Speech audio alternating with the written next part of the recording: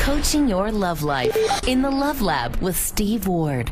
I'm going to go to Kerry in Arizona. You there, Kerry? Yes. Hi, thanks for calling the Love Lab. How can I help? Well, I was just going to ask you your best advice for a single mom, but as far as like dating and what to divulge on your first couple dates and getting back into the whole scene again and trying not to be like the cling-on girl and all that. Okay, that's a good question. How old is your children? 7. You have one child? Twins. Twins, okay. And so how long have you been single?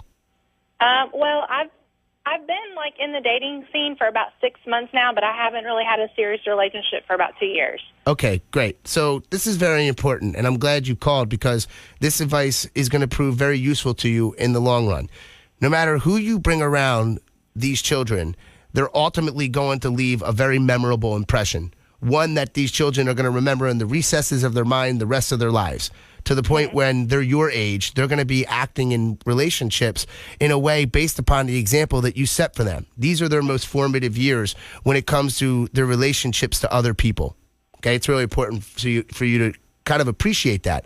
So my point is, number one, you want to be very careful about who you would bring around the kids, because you don't want them to form a connection with somebody, and then if that relationship doesn't work out between you and this person, because maybe it might have been a little premature for you to introduce them to your kids, then it could cause a lot of problems, for them emotionally. Now, that being said, you also want to make sure that you're not going to bring somebody around your kids that you wouldn't trust around your kids, okay? Or somebody that would be a good role model for them, somebody that they could look up to.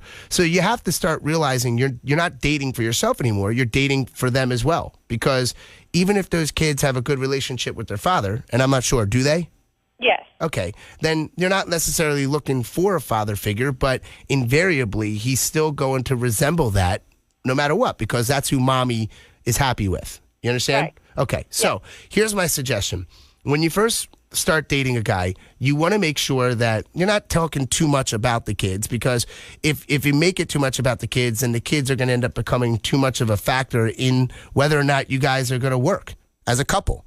Okay, so in the beginning, focus on getting to know each other and focus on, things that you guys can enjoy together, whether it's traveling or food or wine or music or sports or, movies or animals or volunteering or your faith or, work even. I mean, there's millions of things for you to talk about other than the kids. So you want to make sure that you're focusing on getting to know each other, making sure there's a connection there. And listen, after you guys have really connected, you've formed a bond of intimacy, maybe you even got physical, started getting brown chicken, brown cow, who knows? Okay, it might be the time to bring them around your kids.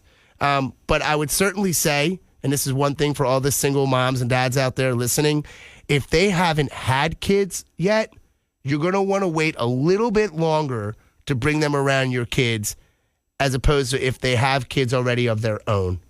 And I think you know what I mean if you're a parent.